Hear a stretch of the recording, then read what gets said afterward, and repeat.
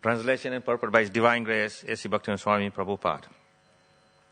O King, constant chanting of the holy name of the Lord after the ways of the great authorities is doubtless and fearless way of success for all, including those who are free from all material desires, those who are desirous of all material enjoyment, and those who are self-satisfied by dint of transcendental knowledge.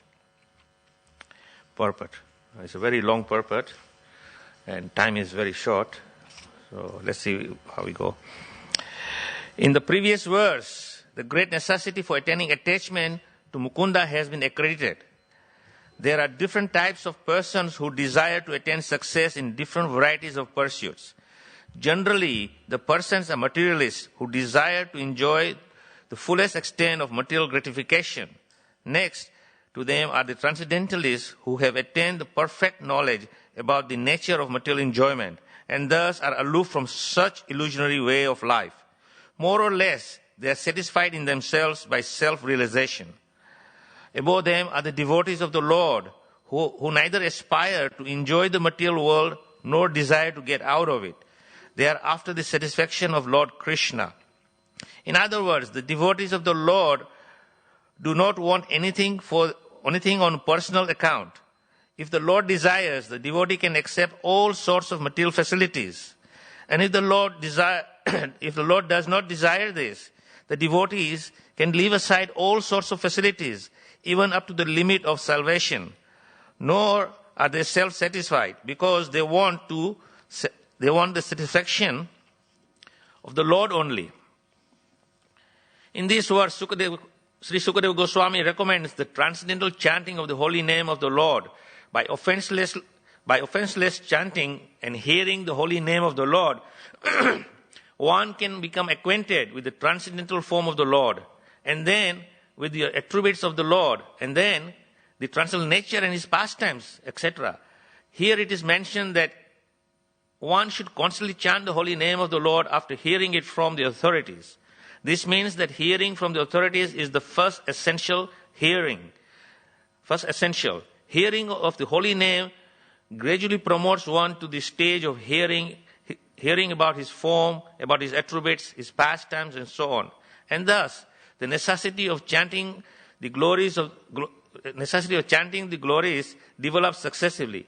This process is recommended not only for the successful execution of devotional service, but also even for those who are materially attached. According to Sri Sukadeva Goswami, this way of attaining success is an established fact, concluded not only by him, but also by all other previous acharyas. Therefore, there is no need for further evidence. The process is recommended not only for the progressive student in different departments of ideological success, but also for those who are already successful in the achievements as fruity workers, as philosophers, and as devotees of the Lord. Srila Jiva Goswami instructs that chanting of the holy name of the Lord should be done loudly, and it should be performed offenselessly as well as recommended in the Padma Purana. One can deliver himself from the effects of all sins by surrendering himself unto the Lord. One can deliver himself of all offenses at the feet of the Lord by taking shelter of His holy name. But one cannot protect himself if one commits an offense at the feet of the holy name of the Lord. Such offenses are mentioned in the Padma Purana as being 10 in numbers. Om Ajnanatvindandasya Jnananjana Salakaya Chakshusmritam Yena Tasmai Sri Guruve Namaha Vanchakalpatrubhyascha Kripa Sindhubhyacha Patitanam Pavanebhyo Vaishnavyo Namo Namaha Jai Sri Krishna Chaitanya Prabhu Nityananda Sri Advaita Gadadhar Srivasadi Gaur Bhakta Vrinda Hare Krishna Krishna Krishna Hare Hare Hare Rama Rama Rama Hare Hare Hare Krishna. So I did not continue the rest of the purport because it's very simple.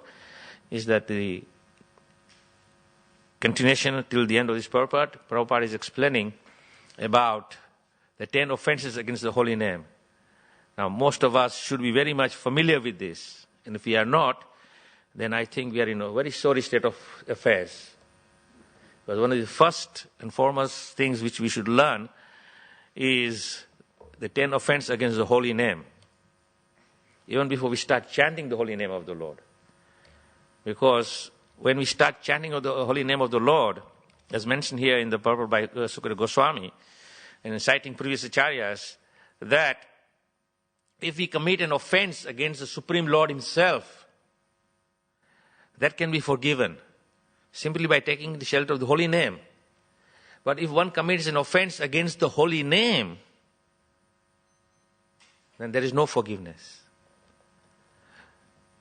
So, here Jiva Goswami is citing that the 10 offenses against the holy name of the Lord, which are mentioned in the Padma Purana, should be very carefully adhered to. And if we follow those 10 offenses without committing them, then we can chant the holy name without any aparads or any offenses against the holy name. Now, in the verse itself, Sukadeva Goswami is saying that whatever you want, whether you are after some material desires, or you just want to have some spiritual satisfaction, or you are a devotee who actually understands the conclusion. Whichever category we belong to, we should take shelter of the holy name and chant the holy name of the Lord. Unless and until we take shelter of the holy name, we will never get fulfillment of anything. So here even is said that if you are even desirous of material these things, still if you don't chant the holy names, you will not get what you want. Of course, on the other hand, there is a statement in the Shastra which says that all of us who have taken birth as a human being have assimilated some sort of karma, good or bad, pious or impious deeds in the previous lives. And according to that, we will be accredited either good benefits or bad benefits. In other words, happiness or suffering will be credited to us regardless, whether we endeavor for it or we don't endeavor for it. It is going to come your way. But one who actually comes to a platform understanding, as mentioned in the Brahma Sutra or Vedanta Sutra, Athato Brahma Jignasha, that when we come to this platform of inquiring, why I am here, what is my purpose to be here, what is my relationship with the cosmos, what is my relationship with the Supreme, at that stage you are considered learned. And not just learned, but then you are considered a human being. Prabhupada says, unless until you come to that platform, then you are just a polished animal. Although we are so proud of our human body and human intelligence, we think that we are now at the highest peak of the pyramid. We are at the top and everybody else is at the bottom. And because we are at the top, we think we are the controllers. And this illusion is prevailing all over the universe. We are all thinking we are controllers. And we try to control everything. As Prabhupada has coined the phrase, loading it over material energy. So we are trying to load it over everything and anything we can feel like. But when we are trying to loading over this material world, we find we are very, very unsuccessful. Because you can never control anything. The Supreme Controller is the Supreme Lord. That is why he's called the Supreme Controller, because he controls everything. But we are under illusion thinking we are under control. And therefore we have a lot of difficulties in living our lives satisfactorily. Every one of us are having many difficulties in trying to live a very satisfactory life. And this is because we are under illusion and thinking that I want to acquire all the different facilities that will make me happy and satisfied. So we are from the very beginning of our entrance into this material world, we begin our pursuit to find that elusive happiness. And we go here, then everywhere looking for this happiness, thinking we'll find happiness in so many different ways. Now in the scriptures it is explained that, especially Bhagavad Gita explains, that we are parts and parcel of the Supreme Lord. And therefore, we have the same qualitativeness as the Supreme Lord. Only difference is that we are a minute quantity. And the Supreme Lord is in full quantities. So, in other words, he's not limited to any quantity. But you and I, we are limited. So another example of understanding this analogy is if you take a drop of water from the ocean, qualitatively, a drop of ocean is same as the ocean, the water in the ocean. But you cannot call a drop of water an ocean. A drop is just a tiny thing. It's a very small segment. In fact, it is not even considered any importance by itself. But in relation to the ocean, when the drop goes back into the ocean, then it can be very proudly saying, yes, I am part of this vast body of water. So similarly, we are living entities. We are separated from the Supreme Lord. We have the same qualities. And what is that qualities mentioned? Sat, Chit, Ananda, Vigraha. Sat is that we are eternal. Chit is we are full of knowledge. Ananda is we are full of happiness and bliss. And Vigraha is, very important point, we don't forget, we are a form. We have a form. Just on Sunday I met one person at the theatre. At the beginning of the procession he came along. And there was one person asking me questions. What is all this all about? So I was explaining that this is about the festival of chariot. And on this day the Lord, his brother and his sister come out in the streets to bless everyone. And then this other friend of his said, yes, but I don't believe in your philosophy. I believe that we are all God. I said, yes, okay. In what context you say we are God? He said, because we have forgotten our awareness. As soon as we become aware of ourselves, then we become God. So I said, that is okay. That is Mayavadi concept. I said, if you are forgetful of your awareness, then where is the question of God? God doesn't become forgetful of his awareness. If God forgets his awareness, then everything ends. Then there must be someone who is superior to God. But if you think you are God, and simply because you have forgotten your awareness, so saying, I am practicing meditation to become aware of myself, and then I'll become God. So this is the concept generally prevailing all over the world. And that is why Srila Prabhupada was very much emphasizing this impersonalism, to free ourselves from this impersonalism. That's why Prabhupada's pranam mantra is Nirvasesa Sunyavadi Pakshyata Desatarine. That he has come to the Western world to free everyone with this concept. Now I would not just say the Western world, I would say the whole world is practically, revolving around this impersonal concept that we are at some stage will all become gods and merge into the God.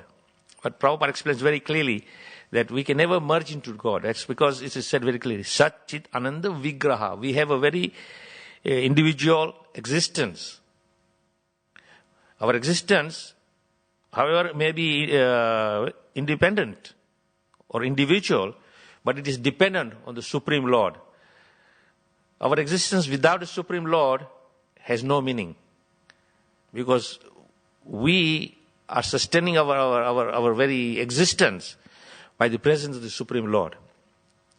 And when we are separated from the Supreme Lord, then even though we are running around in different material bodies in this material world or material universe, namely 8,400,000 species of life forms, thinking I'm very special. In this human body we are thinking I am very special. A little microbe is thinking I am very special, according to its own consciousness. But point is that each one of us is thinking that I am the center of the universe.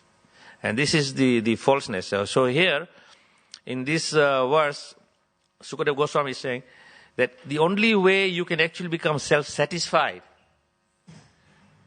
whether you are material pursuits or spiritual pursuits, if you take to the shelter of the holy name, then you will be a happily situated person.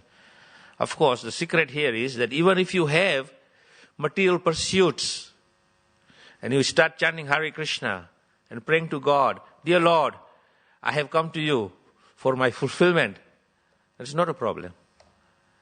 The Supreme Lord will be there standing and smiling. Yes, you have come to the right place. Because the very effect of taking shelter of the Supreme Lord and chanting His holy name is that slowly and gradually we will become free from our illusion. And then we'll actually realize our true position. And our true position, when we come to understand that, is very clearly stated, Jivere Swarupo Hoye Nitya Krishna Das. That eternally we are servants of Krishna. So as soon as we realize this, then what is our business? Just in the material world, by force we are put in a position of a servant. We have to serve.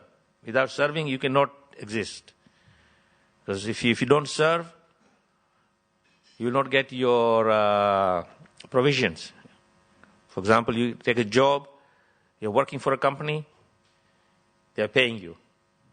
But you're working for the company as a slave, as a servant. As soon as you stop working for the company, the boss will say, I'm sorry, you're fired.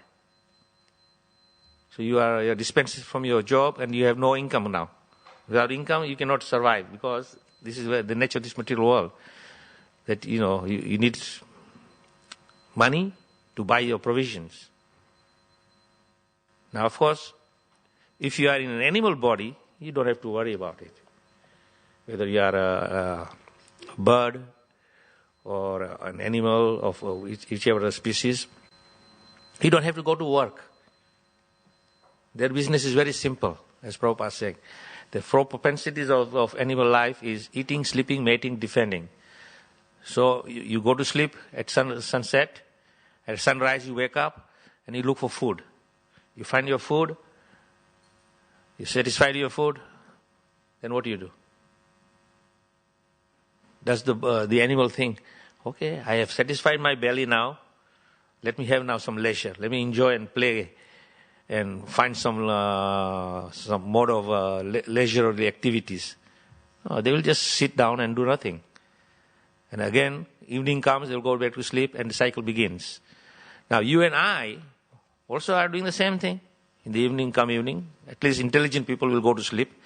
Unintelligent people will waste their life going at nightclubs and enjoy all night of sense gratification of drinking, eating and being merry, so-called. But the point is that when we wake up in the morning, we also do the same thing, look for food. But where do we get our food from? We just can't go and pick it out from anywhere and everywhere. You can't just drive down to the supermarket and say, it is my natural propensity. I need food. And you have food. I'll just pick it up and walk out. What happens? You go to the supermarket and fill your trolley with all kind of goodies you want. And if you don't pay for it, what will happen? The security guys will come, arrest you, and imprison you for criminal offense. But have you ever seen any animals being imprisoned for eating food from this field or that field or that field? Even like an animal, for example, if they are by nature non-vegetarians, then they will eat some living entity. Especially I see in our fields here, we have many rabbits running around, and then we have many foxes running around. And those foxes will kill the rabbit and have it for his meal. But I don't see the police come and arresting the fox for murder. But if you and I do that, what happens? We'll be immediately arrested. So the point is that even if we have all these desires, once we come to that understanding that we are actually the servant of the Supreme Lord, then we begin to serve Him in that spirit. And as we serving the Supreme Lord, then the Supreme Lord will reciprocate with us. See, sometimes when we tell people who have not sort of very deep understanding of the Krishna conscious philosophy, they think, you guys are nuts. Why would I want to be a servant of God? Why I want to be a servant? Why can't I be a master? As I said, that our natural propensity in this material world and the illusion, we think we are masters and try to become masters. But in the beauty of Krishna consciousness is, when Krishna says, you become my servant. Now, when Krishna says, you become my servant, he doesn't mean to say, you become my slave. Because the very principle of serving Krishna is not by force, but by our free love. We come lovingly to serve Krishna. That's what Prabhupada is explaining. The devotional service means that we come to serve Krishna out of our love for Him. Now, on the other hand, Krishna is not going to sit there and say, yes, you are serving me, I am the master, I am the enjoyer. No, Krishna says, yatha mam prapayante. That as you are serving me, as you are relating to me, I am also relating to you in equal measures. In fact, it's not even equal measures. Prabhupada explains that when we serve Krishna and love Krishna, the more we serve and love Krishna, Krishna will serve and love us 10 times more. He will even be more eager to serve and love us than we are to serve Him. So, the whole concept is that it's not a one-way relationship. It is a two-way relationship.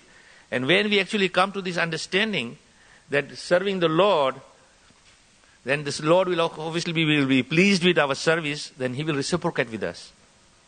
Now in this purport is mentioned very nicely that when we serve the Lord as a devotee, barring the other categories, because the other categories will also eventually bring you to the platform of being a devotee of the Lord, because then you'll realize that you are now the servant of the Lord, and this is your business to serve the Lord.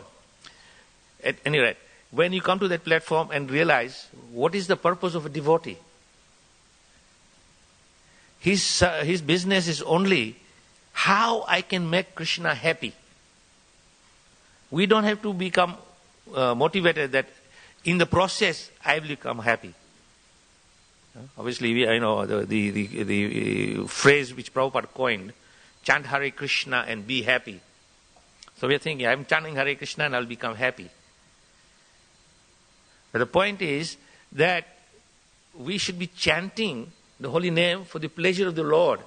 We would think, is this my chanting making the Lord happy? Is my service making the Lord happy?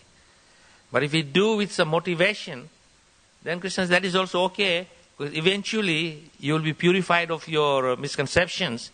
Then you will come to the platform of understanding pure devotional service, which is, Prabhupada explains, unmotivated, unalloyed, uncontaminated and pure. It's free from all these things. It's simply just for the love of Krishna. And if Krishna is pleased with our service, then automatically He will bless us and then He will reciprocate with us. And the joy will come to us. Because our joy lies in the joy of Krishna. Our happiness lies in the happiness of Krishna. And Prabhupada said many times, if Krishna is happy, you will become happy. But if Krishna is not happy, you will never become happy. So this is the secret to become happy. And then, of course, the further Prabhupada is explaining about the 10 offenses in the holy name. So we won't get into it because we don't have enough time. But the point is that most of us, as I said, should be familiar with this and become so familiar with this that at every point we are chanting the holy name, we are mindful of these offenses. And generally the first offense, anybody knows what is the first offense?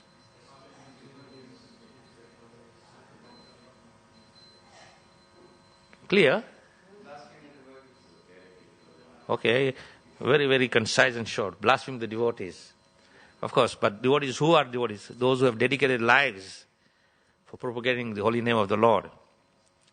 So, when we are chanting the holy name, are we mindful of this?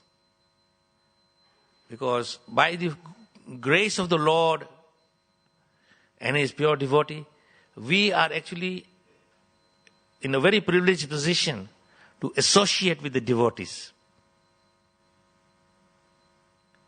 Now, when we are associating with the devotees, then it is our great fortune, first, to get good association of like-minded people. Second, because they are also serving the Lord, what is our position? Our position is Gopi Brata Kamalam, Dasana Dasanu Anudas, servant of the smallest servant. But do we actually embrace that principle? Servant of the servant. Generally, my experience is that the longer you have been in the ashram or as a devotee of Krishna, you get into this illusionary mindset. I am now a senior devotee. And therefore, I should be served by my subordinates. Now, when you look down upon someone, there is no offense. Because the great Vaishnava, what does he think? He thinks, I am the most fallen. And this is given to us by our great acharyas. Especially if you read we call it songs, but actually it is the prayers and meditation of these great acharyas like Narottam Das Thakur, Bhaktivinoda Thakur. Their prayers are so powerful, and when you read their prayers, you can really understand the mood of their position. Now, Narottam Das Thakur, he's saying, I am like a worm in the stool. That is my position.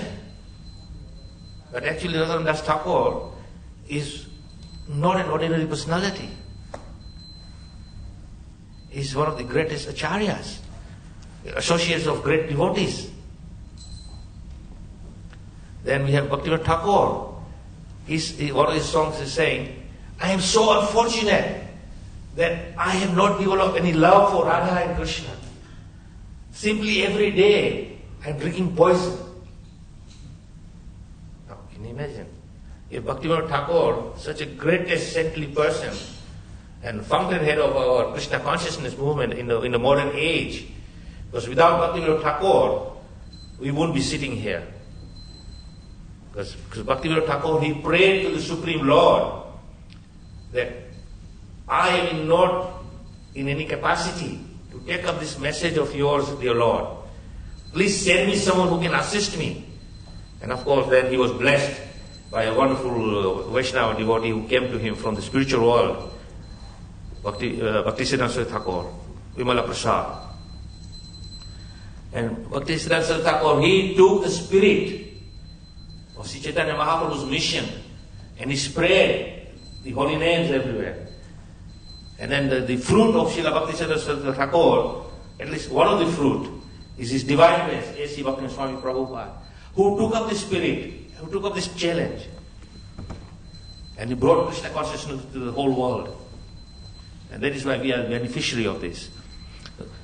And even Prabhupada, I just saw one nice video yesterday. It was posted on my Facebook, and in that Prabhupada is saying, I was simply loitering in the streets of New York.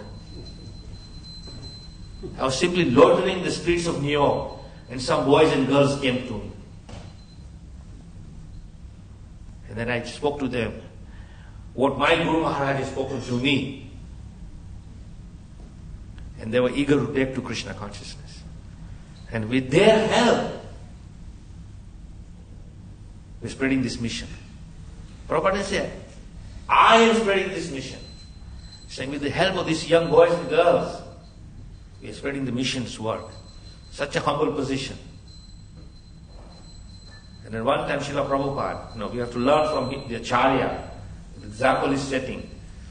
Prabhupada is not thinking, I'm the Acharya, I'm the purest devotee of the Lord, and therefore all honor and worship should come to me, and I am your teacher. No. Prabhupada one time was sitting on the Vyasasana with folded hands and saying, I am so fortunate by mercy of my Guru Maharaj that I have so many young people here to serve. I am your servant. He did not say, I am your master. Of course, technically speaking, he is the master. And we are the servant. But even the master is thinking in the mood of that understanding, I am your servant. So we have to take this real understanding into our hearts. No matter how much advancement we make in spiritual life, the more advancement we make in spiritual life, the more our position should become humbler and humbler and humbler. And when we take that position that actually I am insignificant, and the only way I become significant is because I am serving so many wonderful Vaishnavas, because I am serving so many devotees of the Lord. And the Lord becomes so happy when you are serving His devotees. Because directly we cannot serve the Lord. We can only serve the Lord through His devotees. So this is a very important concept we have to embrace in our lives. If we want to become first-class devotees of the Lord, in the highest category, is to take the most humblest position. And when we take that, you will not become any lesser. Because the more humble you become, the more you serve everyone, what will happen? All those you are serving, automatically they will have such high regard for you. And they will respect you even more. And now there's a competition. Who is the lowest of the lowest? And this is the most wonderful competition we can get into. But if you get into the other track of mind, get the highest of the highest, and the most advanced of the advanced, then we are in trouble. Because you may get that fulfillment, no doubt, because here in this verse, Sukadeva Goswami is saying, even if you want that, no problem, you will get it. Chant Hare Krishna. But the only downside of that is you have to come back again. And again, and again, and again. And the more and more time you come back again and again and again, you won't be on a safe platform. Because we think that there is a statement in the Shastra which says, if we don't make it now because of some struggle we are having, not to worry. Next life I will carry on from where I left off. So if you have made 50% progress in this life, next time you pop into this material world, you start from 51%. But remember, if we are having hard time now, next time round it's going to be even harder. Because the age of Kali will progress even more. The influence of age of Kali will be even stronger. And as the age of Kali becomes stronger and stronger and stronger, then the Lord's external potency, Mayadevi, becomes even more stronger now and more determined. Just like we have understanding. I want to serve Krishna. I want to be the best servant of Krishna. Why? Because I want to please Krishna. Now, equally, Mayadevi is also, as Prabhupada explains, is a devotee of Supreme Lord. And she has been entrusted with a particular service. Now, she will make her utmost best to do her service, to please her master. So you think Mayadevi is saying, it's okay, I will take it easy. No. She wants to do her best to fulfill her duty. And her duty is to keep the living entities in illusion. So next time round, you get a very nice position. But what happens? That nice position will put you even more in illusion. The only way you will come out of that is if some great saintly person bestows some mercy upon you and then free you, then of course there is every hope that when you take a shelter of a pure Vaishnava, and under his guidance, he will lead us out. Just like every morning we say a prayer to Srila Prabhupada. He opens our darkened eyes and fills our hearts with trust and knowledge. You are our Lord and Master. We take shelter of your lotus feet. Why? Because when we are seeking the mercy of a pure devotee, we want to take his shelter. And when we take his shelter, then of course we become fully absorbed in the service of Krishna, and then our only business is to see how I can please Krishna and his devotees. And one time, Prabhupada was asked this question by some of his disciples, saying, how do we know when we are doing our service that Krishna is happy with our service? And Prabhupada said, if the devotees and the spiritual master is happy, Krishna is happy. It's very simple. So we have to see, when we are engaging in our service in Krishna consciousness, are the devotees happy? Is the spiritual master happy? And Krishna is always going to be happy. Because this is the first indication we can get if Krishna is happy with us, is if the devotees are happy with us. And because we can personally interact with the devotees, we can know whether the devotees are happy with us or not. Krishna is very far away. That you get some indication from Krishna. Of course, one of these days, you may be standing in front of here, the altar, and praying to Gokulananda, and Gokulananda will say, yes, I am happy with you. But it could be a rare occasion. But the Vaishnavas, we serve them, and they can reciprocate with us, and they can show, yes, they're happy with us. And that is the best way to progress in spiritual life. And if you are doing that, then our chanting becomes more effective. Because what does Lord Chaitanya Mahaprabhu in his Sastakam prayers tell us? What is the secret of chanting? Sri Nadapi Sunichana Tarorakshana Amanina Manidena Kirtana Sadahari. That if you are in this humble state of mind, free from false ego, ready to offer all respect to others, without expecting anything in return, then you can Kirtana Sadahari. You can chant very blissfully.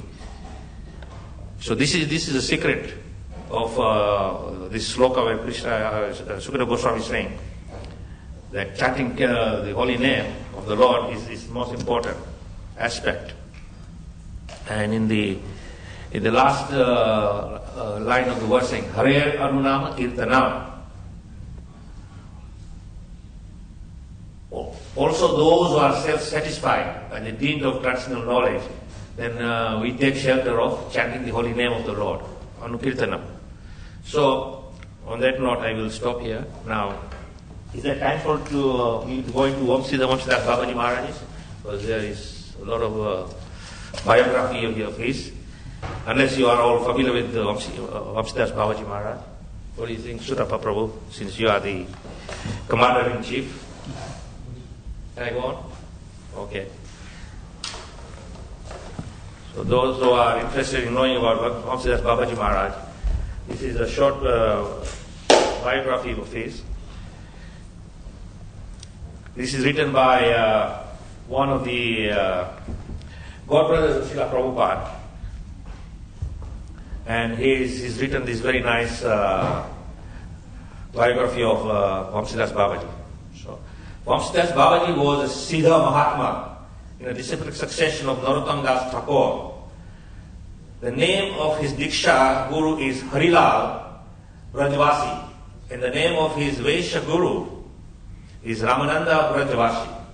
But it was difficult to know that he was a Siddha because he lived far away from the world of solidarity, or from the world, in a solitary place on the banks of Ganges near Bhalar Ghat in Navadvip, as if he was renounced, as if he was renounced by the world. Now see, he's saying, as if he was renounced by the world, not that he was renouncing the world had renounced him. As an idiotic and worthless destitute. This is what the people had perceived him as. An idiotic and a worthless destitute. But the fact is that it was not the world that had renounced him, but he who had renounced the world as worthless. He hardly had any worldly possessions. His only possession were an old kopin, karanga and kantha. Once Sripad Haridas Goswami asked him why he did not wear a Bihari Vesa. He replied, I only live with car, which means kopina, kanga, and kantha. I have nothing to do with ba, which means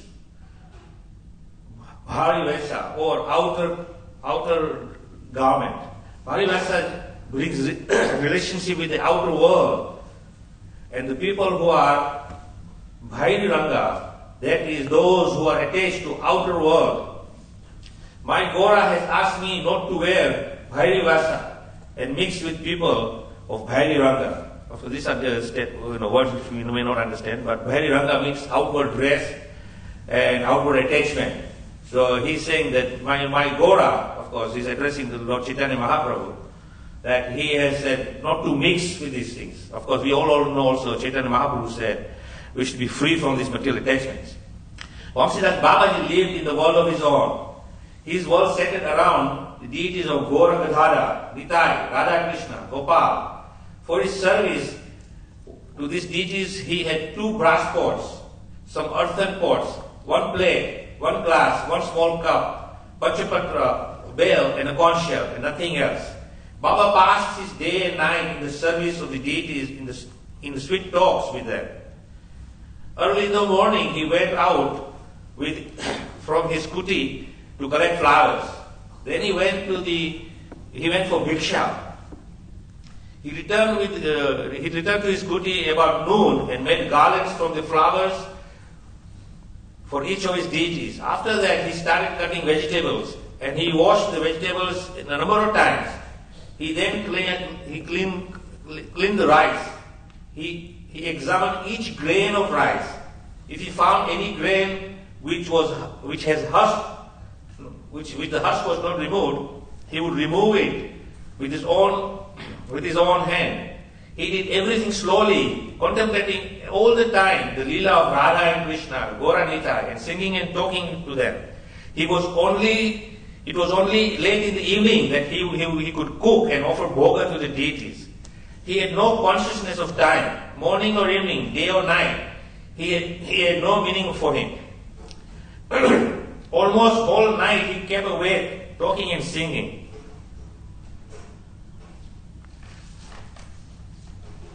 Once Sripad Haridas Goswami was surprised to see him cooking for the deities at about 9 a.m. and he said to him, Baba, it would be fine if you prepare a bhoga for the deities like this in the morning every day. He replied, I do not know morning or evening. I am their father's servant. So to feed them at an appointed hour. If they want to eat like that, let them make their own arrangement for cooking. Let Gadhara cook for Gaura. Nitai is Avaduta. He has no caste. He can go and eat anywhere. I do not worry about my Gopal. A milching cow comes here every day and gives him milk. He can live on that. I have to worry about Radha and Krishna. For them, I will have to cook a little rice and vegetable. If I don't, they will go to Vrindavan and do Madhukari. Vamsidas Babaji never locked the door of his kutir. He went out for bhiksha or to bathe in the Ganga. If someone asked him why he did not lock his kuti, he said, if the owner of the house himself does not keep a watch and has a soft corner for a thief, what is the use of locking the house? I do not keep the keys of the lock with me. The lock has 3 keys. All the 3 are the 3 boys. One is with Gaura, one is with Nitai, and one is with Gadhara. After entrusting the lock and the keys to the 3 boys, Baba used to be free from anxiety. If while he was out, a cow entered the kutir and turned everything topsy-turvy, he would be angry with the boys. If someone has stolen something from the kutir, he would say, Gora has a soft corner for Nityabasis, the residents of the residents of his dham. Therefore he gives things away to them. I am after all an outsider. Once a gold necklace given by someone to Gora was stolen. He had gone out for bhiksha.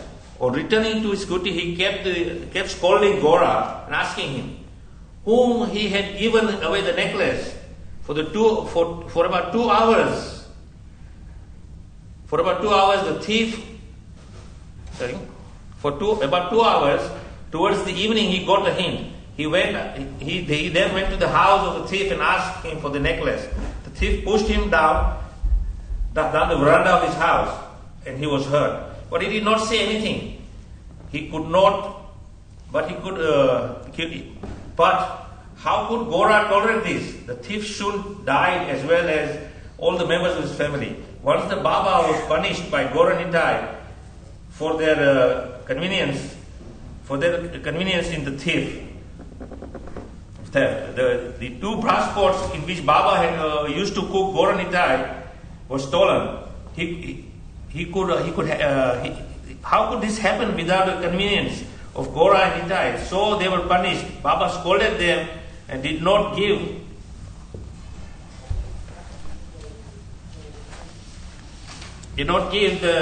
them anything to eat that day. The punishment its effects next day, someone came quietly and delivered one of those pots. Baba said, this small pot is Nitai's. He will be fed. If Gora wants to eat, he must bring his pot. Baba always did what he said. He cooked and offered boga to Gora Nitai, drew a long face, and he kept looking at Nitai eating. In the meantime, another man came and delivered another pot. Baba then cooked in the other pot and offered Gora. When Gora also had eaten, he said, with tears in his eyes, Do I ever want to punish you? Both of you are so naughty that you must always tease me. You do not know that I am now become old and cannot bear it all. What can I do? Srila Bhaktisiddhanta Saraswati Thakur also receives the blessings of Srila Vamsidas Babaji Maharaj in Navadip. Sing Srila Saraswati Thakur, Srila Vamsidas Babaji in Navadip. Sing Srila Saraswati Thakur, Vamsidas Babaji Maharaj, Mahasyas would say, someone very close to my Gora has come to me. Vamsidas Babaji was Gaudiya Sadhu who visited Swarupganj during the time of Srila Bhaktisiddhanta Saraswati's mission. He was respected by Bhaktisiddhanta, and he used to see to it that Vamsidas Babaji was provided with grains and so on by Gaudiya Brahmacharis, whom he had sent to Swarupganj from Yoga Pit Mandir.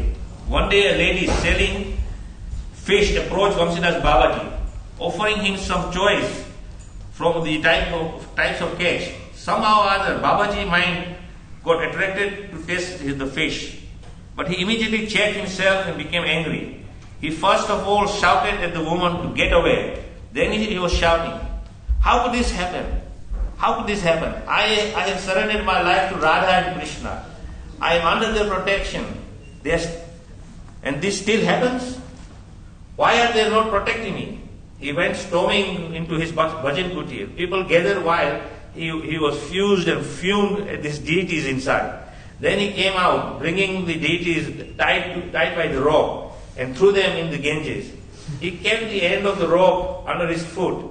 When one man inquired, why are you doing this? The Baba threw the rock at him. When this news reached the Gaudiya Math Mandir, Srila Bhaktisiddhanta Saraswati Thakur called his brahmacharis together and forbade them from visiting the Baba again, save for one who would just deliver supplies. After the days, he again called them together and said, some of you think I have stopped you from visiting Babaji Maharaj because he is in Maya. That is not so. Why? But you are not able to understand his bhava. Stay away. Later, when one of the brahmacharis visited Vamsidas Babaji Maharaj, threw a stone at him and told, "You want to please me? Then you never return again." Previously, his reception had always been unpredictable. Sometimes the Baba would welcome, sometimes he would accept the gifts without saying a word. Sometimes he would sit there and stare. Sometimes he would take gifts and angrily throw them in the river. It is difficult to understand what bhava Vamsidas Maharaj had towards Gora.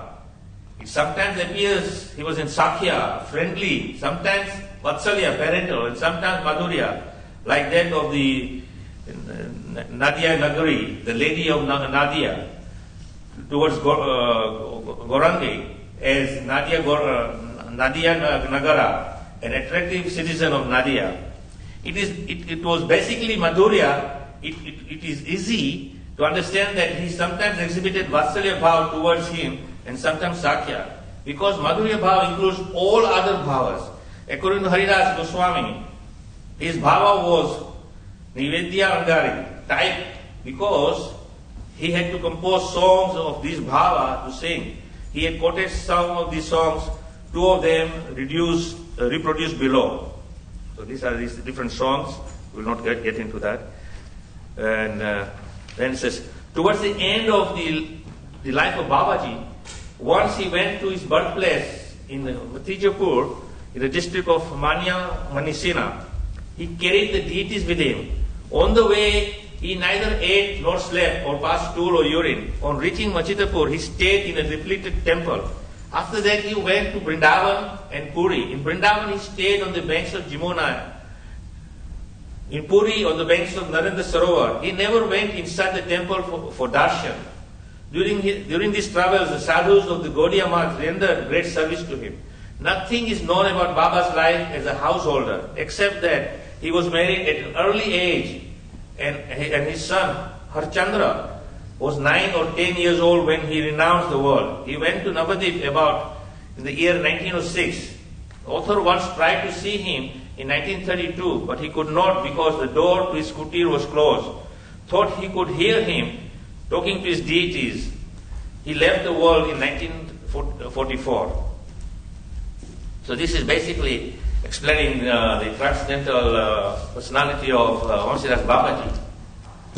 And ordinarily, in our own understanding, if we see someone act like that, we would probably think he is unfit person, he's crazy.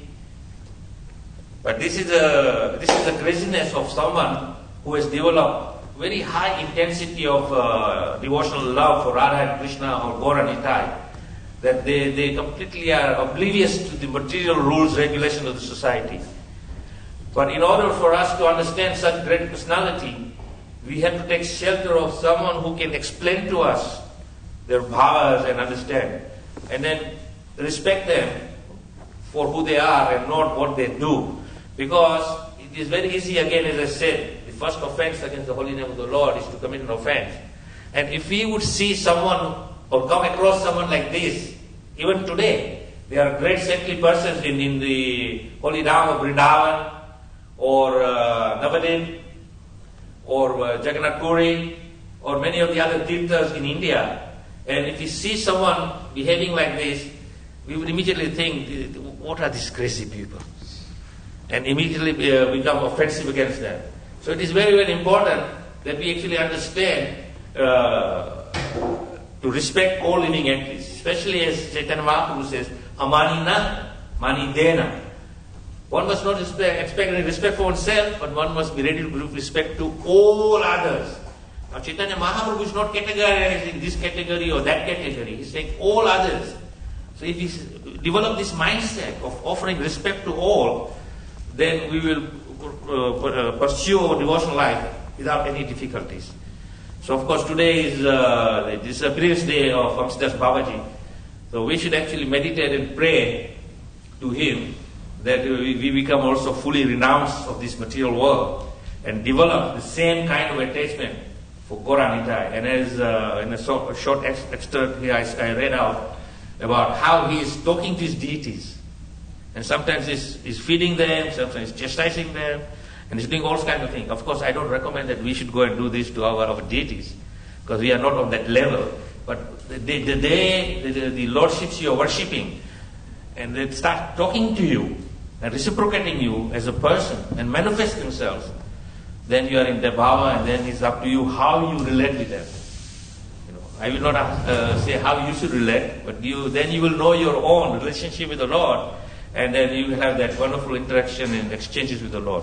Until that stage comes, all our business is to do Hare Nam, Hare Nam, Hare Nam, Eva Kevalam, Alone Asteva, Nasteva, Nasteva, Gatiranya. Simply chant Hare Krishna, Krishna Krishna, Hare Hare, Hare Ram, Hare Ram, Ram Ram, Hare Hare. And that is the only business we should have. And once we finish chanting, then we should then do our best to serve Krishna, to please Krishna. And if we do that, we will become very happy and successful in our lives. Hare Krishna. Thank you very much. So I'll stop here. Unfortunately, don't have any time for any comments or any questions. But if you have, discuss amongst yourself, or you can approach me and ask me if you want any questions. I'm sure I can try and answer your question. Hare Krishna. Jai Shri Prabhupada ki jai. Shri Prabhupada Swami Maharaj ki jai. Jai Gaur Premanande. Hare Hare Hare.